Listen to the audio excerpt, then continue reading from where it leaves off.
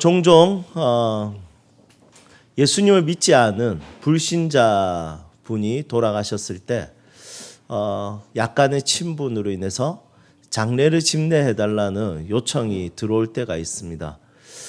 사실은 불신자인 분들을 장례를 해준다는 것은 굉장히 어려운 거죠. 왜냐하면 신학적으로 예수님을 믿지 않는 사람에 대해서 신학적으로 봤을 때 그 죄인은 자신의 죄에 대한 대가를 스스로가 감당을 해야 됩니다. 그것에 대한 신학적인 관점과 예수님 없으면 그 죄에 대해서는 용서받을 수 없다는 것을 믿고 있는 저에게는 그런 장례를 집례하기가 굉장히 어렵습니다.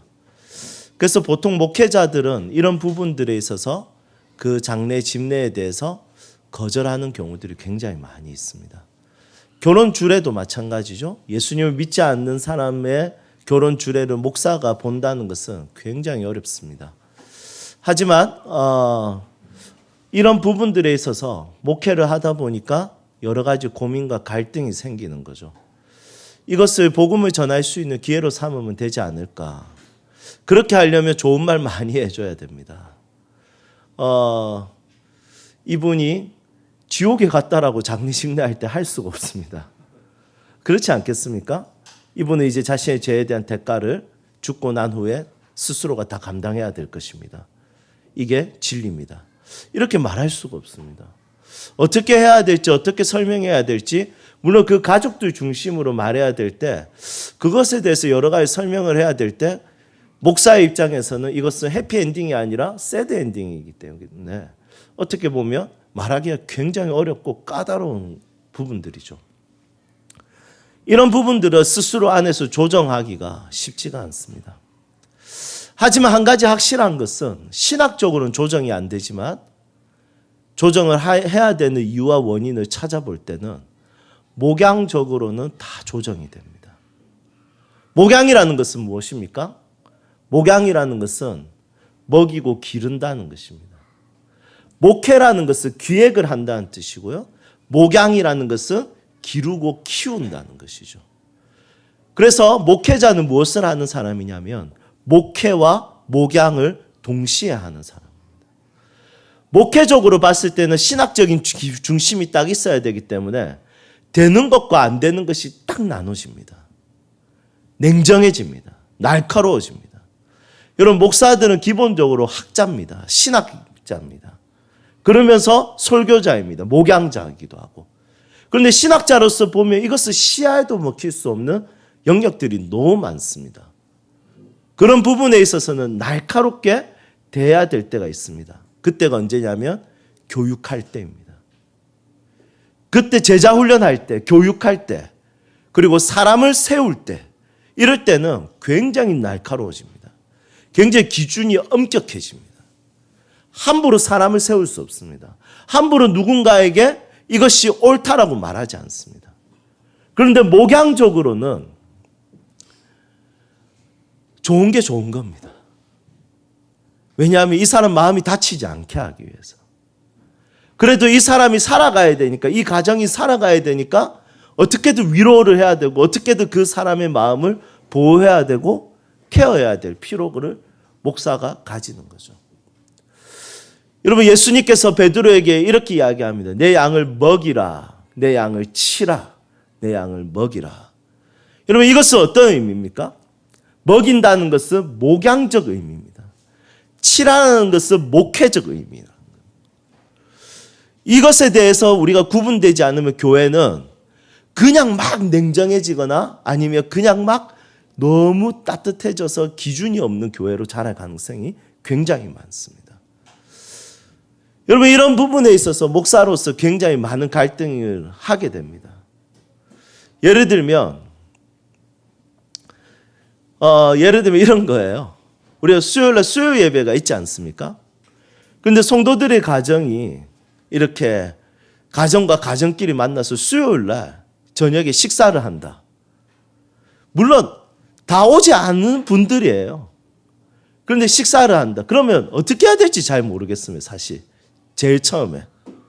한 2, 3년 차 딱 됐을 때 분명히 우리 교회 수요 모임이 있는데 그 시간에 가정과 가정끼리 만나서 마음껏 이렇게 모임을 가지더라고요. 그 모임 가지는 것이 너무 이쁘고 아름다워 보였습니다. 그런데 교회가 모이는 공적인 모임이 있지 않습니까? 이런 모임에 있어서 어떻게 해야 될지, 어떤 중심을 가지고 이것을 대해야 될지 모르겠더라고요. 그래서 우리 믿음의 선배들은 수요일 날 그런 개인적인 모임을 하더라도 수요 예배랑 겹치면 그 삶의 일상의 이야기들, 스토리에 대해서 굉장히 조심했던 경우들이 많습니다. 그리고 목사님들이 바로 그것에 대해서 그냥 바로 정죄함이 들어가죠. 그런데 개척을 한 입장에서는 여러분, 사람 모으는 게 중요하지 않겠습니까? 한마디 한마디가 너무 조심스럽습니다. 어떤 분은 이렇게 설명하더라고요. 개척교회 목사는 평생 목회적 을로 살아간다고. 그런데 제가 여러분 아시겠지만 성격이 그렇게 좋은 편이 아니지 않겠습니까? 을로 살지 않거든요. 여러분, 그런 부분에 있어서 어떻게 교육하고 어떻게 양육을 해야 될지 굉장히 많은 고민들을 했었습니다. 마음을 다치지 않게 하면서 교회적으로 공적인 모임을 중요하게 여기게 하는 방법이 무엇인가? 여러분, 이런 부분은 지금도 갈등이고 고민입니다. 그런데 성경을 보면 하나님의 생각과 사람의 생각이 다른 경우들이 굉장히 많이 나타납니다. 예를 들면 사람들은 왕을 세워달랍니다. 그런데 하나님은 왕을 세워주기 싫어하십니다. 그런데 결국에 어떻게 하십니까? 사람의 뜻이 꺾어질 줄 알았는데 하나님의 뜻이 꺾어졌어요. 결국 왕을 세웁니다. 아니, 이럴 수가 있습니까? 신학적으로는, 조직신학적으로는 하나님의 뜻은 반드시 이루어지거든요. 하나님은 어떻게든, 하나님은 불가항력적이거든요. 우리가 막을 수가 없습니다. 하나님은 우리가 가지고 있는 고집보다 하나님의 뜻은 완벽하고 하나님은 그 일을 반드시 이루시는 분이신데, 아니, 하나님이 마음에 안 들면 왕을 안 세우면 되는데 왕을 세우시는 거예요. 이것은 하나님의 뜻이 사람의 뜻에 진 것일까요? 아니면 존중한 것일까요? 이런 신학적인 부딪힘이 있을 때마다 고민이 많이 됩니다. 그러면 하나님도 우리를 대하실 때 냉정한 신학적인 칼을 가지고 대하시는 것이 아니라 하나님도 우리를 목양적으로 대하시는 것인가? 라는 생각을 하게 됩니다. 하지만 하나님은 이 위험성에 대해서, 하나님은 그것에 대해서 굉장히 중요한 방침을 내립니다. 그게 뭐냐면 신정 안에서의 정치를 하게 됩니다. 왕정을 하게 됩니다. 신정은 뭡니까? 왕을 세울 때 제사장을 통해서 기름 부음을 받게 해서 세웁니다. 그리고 왕의 견제 세력으로 이 제사장이 계속해서 견제를 합니다. 다윗에게 나단을 세우셨듯이, 그냥 사울이 왕이 됐던 것이 아니라 사무엘을 통해서 왕이 되었듯이, 하나님께서는 신학 안에서 조정하시는 분이셨습니다. 그 이유는 뭐냐면 목양적이기 때문이죠. 하나님께서 우리를 그냥 신학적으로 대하고 칼같이 공식적으로 이래서 저렇고 저래서 이렇고, 그렇다면 인생이 공식적으로 돼야 되는데 인생이 공식적입니까? 여러분, 인생이 전혀 공식적이지 않습니다. 하나님 믿어도 아프고, 하나님 믿어도 병에 걸리고, 하나님 믿어도 교통사고 나고, 하나님 믿어도 죽게 됩니다. 성경에 일어나는 이 좋은 일들이 우리의 삶에는 잘 일어나지 않는 것을 보게 됩니다. 살아가다 보면 성경에 있는 매뉴얼이 우리의 인생의 매뉴얼대로 그대로 나타나지 않을 때가 참 많이 있습니다. 다니엘과 세 친구, 그 세 친구들은 풀무불에 들어갔는데 살아서 돌아왔습니다. 그런데 우리의 인생은 풀무불에 들어가면 죽어서 나옵니다. 이런 것을 볼 때마다 가슴 아프고 마음이 너무 쓰려집니다. 대체 하나님의 이야기, 하나님의 방식, 하나님의 원칙과 하나님의 뜻은 우리의 삶에 어떻게 나타나는 것일까요? 이 열왕기서는 왕들을 계속해서 세웁니다. 그런데 하나님께서 계속 그 왕들 옆에 사람을 자꾸 붙여주십니다. 누구를 붙여줍니까? 제사장과 선지자를 계속 붙입니다. 왕정을 허락했지만 그냥 내버려 두지 아니하시고 하나님께서 계속 신정을 할 수 있도록 하나님께서는 사람을 계속 붙여주시는 거죠. 여러분, 이 땅의 삶도 마찬가지입니다. 우리가 왕이지 않습니까? 우리 삶에 왕정이지 않습니까? 내 인생에 대해서 아무도 터치할 수 없습니다. 내가 왕이죠. 내가 다스리고 있습니다. 하나님은 그것에 대해서 인정하십니다. 네가 사고 싶은 거 사봐. 괜찮아. 네가 가지고 싶은 거 가져봐. 그래, 노력해봐. 그래, 너의 야망을 오케이 해봐. 네가 장사하고 싶어. 콜. 그래, 오케이. 네가 하고 싶은 거 한번 도전해봐. 네 에너지를 어디다 쓸지 한번 생각해봐. 하지만 하나님께서는 계속해서 신정을 하십니다. 하나님 다스리십니다. 어떻게 해요?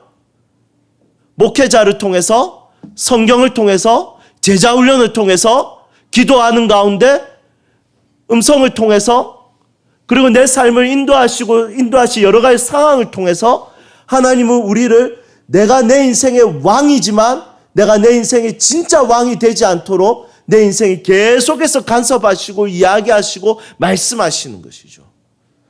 결국에는 하나님께서 이 솔로몬을 왕으로 세우는 일에 하나님께서는 앞장서십니다. 오늘 이 말씀을 보니까 누가 왕이 되고 싶어 합니까? 누가 왕이 되고 싶어 하죠? 아도니아가 왕이 되고 싶어 하죠.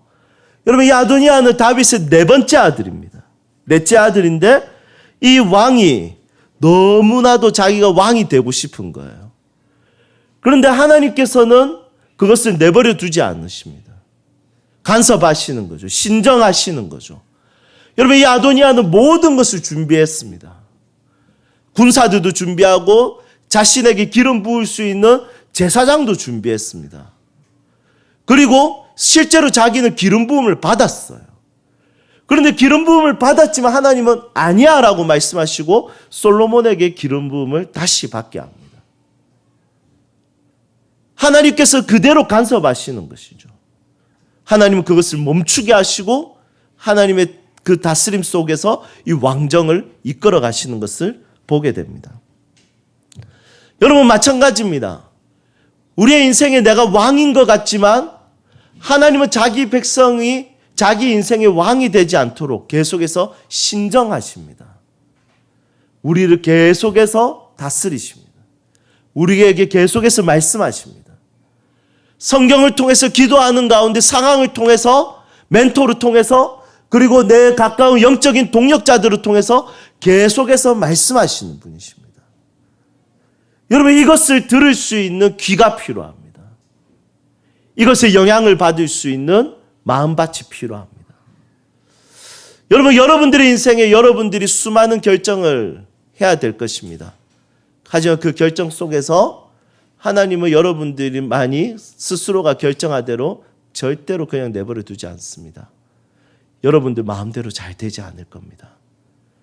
결국 하나님께서는 직접 통치하고 다스리셔서 자신의 뜻을 이루실 것입니다.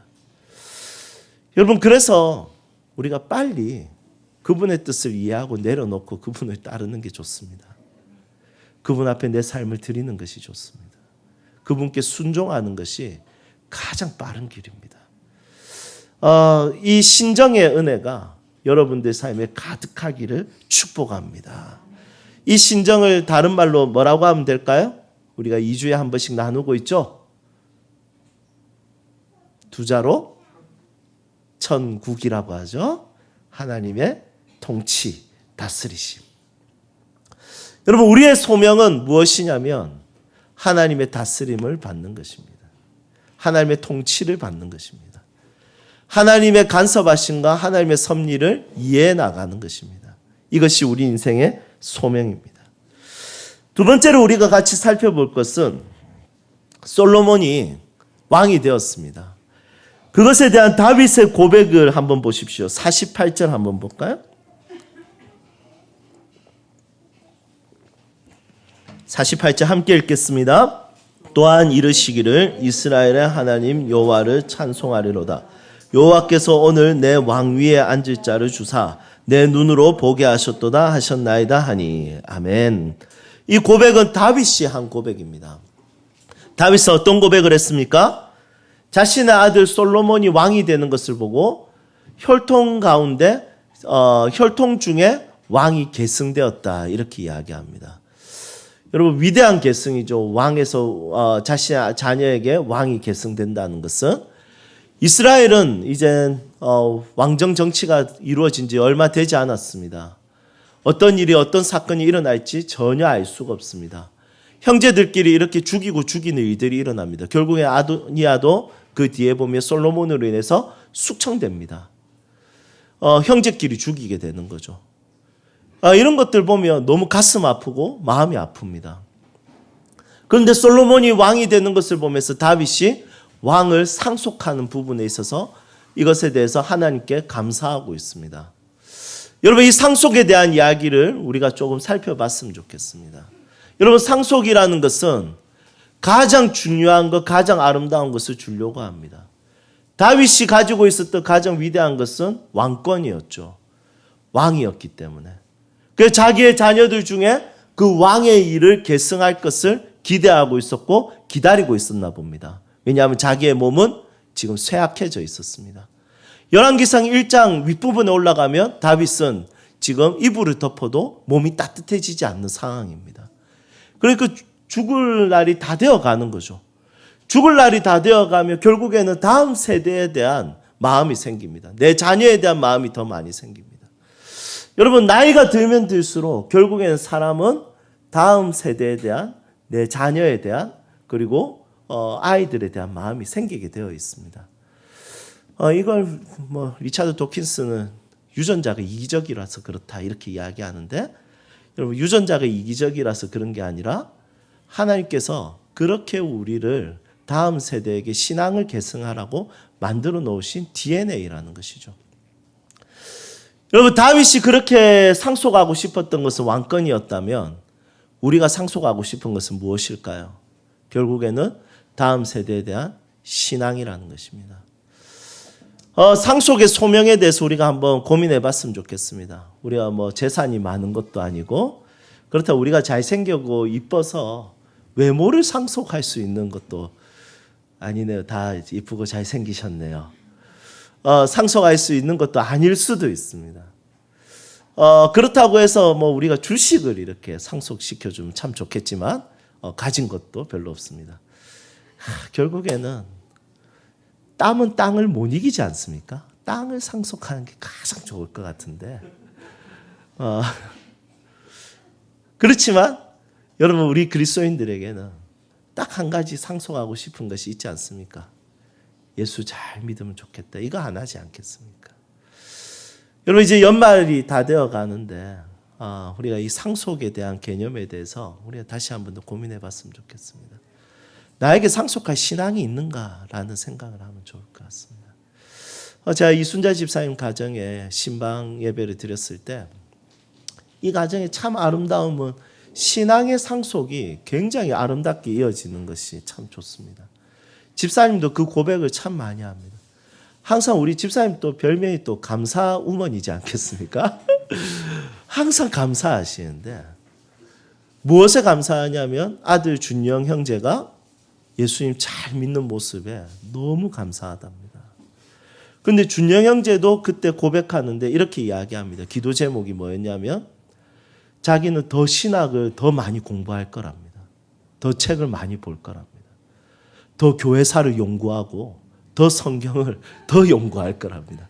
그래서 그만해라 하는데 그 이유는 자기 아들에게 자기가 좋은 아름다운 신앙을 유산하고 싶답니다. 저라면 커피 내리는 법을 가르쳐 줄 것 같은데 여러분 자기 자녀에게 바르게 신앙을 가르치기 위해서 신앙적 관점을 균형 잡히게 하기 위해서 저에게 자꾸 물어봅니다. 그래서 제가 계속 이야기해 주고 처음에 조직 신학을 이야기했고 이제 성경 신학을 이야기했습니다. 그러니까 성경 신학과 관련된 책을 다 보더라고요. 그리고 선교 신학을 이야기했더니 선교와 관련된 거 보고 교회사 이야기했더니 지금 교회사는 거의 저보다 더 많이 하는 것 같아요. 지금 온갖 교수님들 책을 다 읽더라고요. 제가 이번에도 이상규 교수님 강의를 제가 소개해 주니까 그것도 다 들었더라고요. 그리고 앞으로는 제가 실천 신앙만 공부하면 니는 완벽하다. 이렇게 이야기했거든요. 실제로 신학은 이 5가지를 공부하게 되면 굉장히 균형이 잘 잡힙니다. 여러분, 자녀에게 좋은 신앙을 물려주기 위해서 그냥 한쪽으로 치우치는 신앙이 아니라 균형 잡힌 신앙을 가르치기 위해서 이것을 공부하고 연구하고 생각하는 것. 여러분, 이것이 참 멋지다고 생각했습니다. 이거는 보통 한 50대 돼야 꿈꿀 수 있는 건데 벌써 30대부터 이 꿈을 가지고 그런 이야기들 하는 것이 제 개인적으로는 기도가 간절하게 되었습니다. 여러분, 여러분들의 자녀에게 진짜 주고 싶은 것이 무엇입니까? 성공하면 뭐 하겠습니까? 지옥 가는데. 똑똑하면 뭐 하겠습니까? 자기만 아는데. 인사 한번 할 줄 모르는데. 여러분, 자기의 인생 가운데 이기적인데. 예수님하고 전혀 상관없이 사는데. 부모를 따라서 교회를 다니면 뭐 하겠습니까? 하나님 예배하는 시간에 지겨워하는데. 여러분, 저는 제 자녀가 그렇게 자라고 있다는 것이 너무 속상합니다. 그래서 한 번이라도 더 신앙의 장을 진짜 열어주고 싶습니다. 왜냐, 알아서 밥 벌어 먹고 살겠죠. 하지만 신앙은 그렇지 않더라고요. 신앙을 계승하고 신앙을 상속하는 것은 다른 문제더라고요. 진짜 이것은 하나님이 역사하셔야 되고, 하나님이 역사하실 때 장작을 많이 준비해 놔야 되겠더라고요. 그렇지 불이 붙겠더라고요. 그 장작을 준비하기 위해서 지금 몸부림쳐야 되겠더라고요. 내가 목사라고 해서 내 자녀에게 신앙적인 부분을 가르친다고 해서 신앙인이 되지 않더라고요. 여러분, 시간이 지날수록 너무 간절해집니다. 제가 이번 주에 저희 가족들이 같이 식사하는데 한결이가 뭐 못하게 해서 굉장히 많이 우는 거예요. 그런데 한결이가 갑자기 이렇게 이야기하는 거예요. 어차피 나는 죽으려고 했는데 이거 하면서 내가 즐기면서 죽어도 되지 않느냐. 그래서 야, 니 지금 뭐라고? 여러분, 억장이 무너지는 거예요. 여러분, 이것은 고칠 수 있는 방법이 딱 하나밖에 없거든요. 비판적이고 비관적인 것은 고칠 수 있는 방법이 딱 하나밖에 없습니다. 저는 그 약이 뭔지 알아요. 예수님입니다. 예수님 믿으면 모든 부정적인 시각이 완전히 바꿔버리죠. 예수님 믿으면 인생을 보는 관점이 완전 달라져 버리죠. 여러분, 시간이 지나면 지날수록 너무 간절해집니다. 내 자녀가 어떻게 자랄지, 우리 교회 아이들이 어떻게 자랄지 너무 간절해집니다. 이 아이들에게 진짜 신앙의 상속을 할 준비가 우리가 되었는지 너무 궁금해집니다.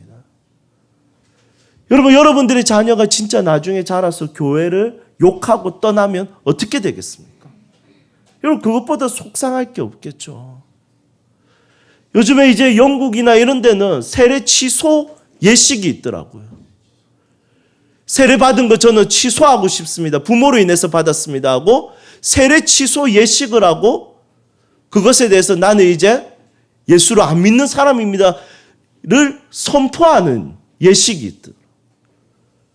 여러분, 이게 예수님 안 믿는 가정의 자녀들이 아니라 예수님 믿는 가정의 자녀들이라니까요.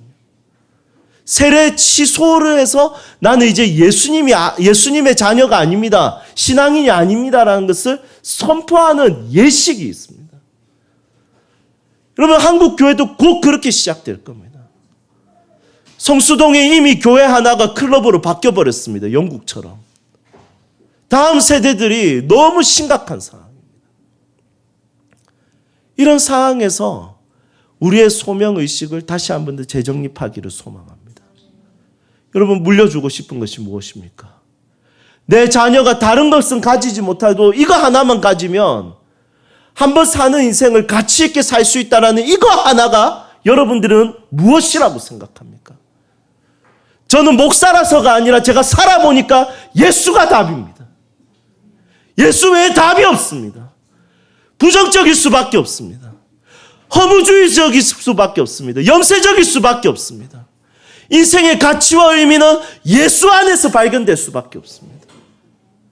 여러분, 이것이 그리스도인들이 가지게 되는 상속에 대한 소명을 가지고 살아가게 되는 유일한 이유입니다. 여기에 모태신앙인 분들이 있죠. 여러분들의 부모가 언제 제일 속상해하고 마음 아파할까요? 내가 약간 가난한 거? 월급이 좀 줄어드는 거? 아닐걸요.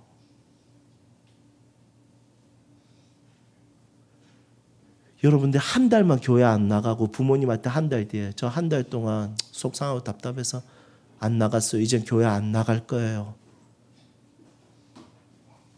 여러분, 부모가 만약에 그리스도인이라면 그거 하나에 굉장히 속상해 할걸요. 여러분, 우리 자녀들이 진짜 예수 믿는 자녀로 자랐으면 좋겠습니다.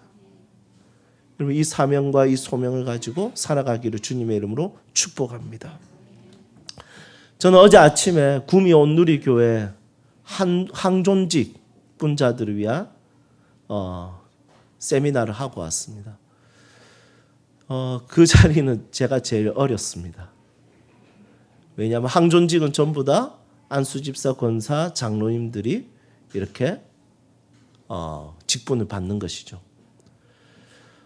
그분들이 한 100명 정도 모였었는데 그분들에게 말씀을 가르치고 그분들에게 교회론에 대한 이야기들을 했었습니다. 우리 교회가 항상 배우는 거 있죠. 반목회에 대한 그 소그룹 인도에 대한 리더십에 대해서 반응이 뜨거웠습니다. 다음에 꼭 한번 다시 와달라고 하더라고요.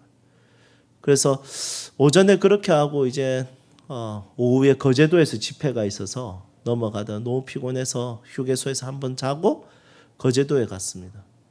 거제도에 가서 이제 다음 세대들이 학교마다 기도 운동을 일으키기 위해서 거제 신영교회에 모여서 예배하기로 되어 있었습니다. 제가 설레더라고요. 왜냐하면 제가 좋아하는 레이지파 스카프레너 목사님 그 찬양팀 와가지고 인도하고 제가 뒤에 설교하고 다 같이 리빙 호프 부르는데 너무 좋았습니다. 그분들 또 강렬하지 않겠습니까? 목소리가 자매인데 우와 막 이런 목소리 나거든요. 너무 기대가 돼서 가고 있었는데 거제 신영교회에서 예배 드릴 때는 제가 나이가 제일 많았습니다. 아이러니하더라고요. 오전에는 어른 세대들과 함께 말씀을 나누었고 저녁에는 다음 세대들과 함께 말씀을 나누었습니다. 여러분, 누구에게 말씀 전하는 게 힘들었을까요? 여러분, 오전에 하는 것은 하나도 안 힘들었습니다. 처음부터 끝까지 웃기고 울리고 그냥 하는 것마다 끝났습니다. 진짜.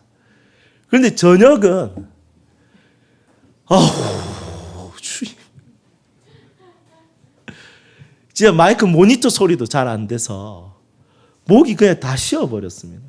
1시간 동안 고함 지르고 해도 애들이 막 반응이 없습니다. 여러분, 저는 그때 확신했습니다. 지금 세대, 전 세대가 예배자로 자라려면 지금 어른 세대들은 대충 해도 그냥 하나님 예배합니다. 맞죠? 악기 없어도 우리 다 예배하지 않겠습니까? 동의하세요?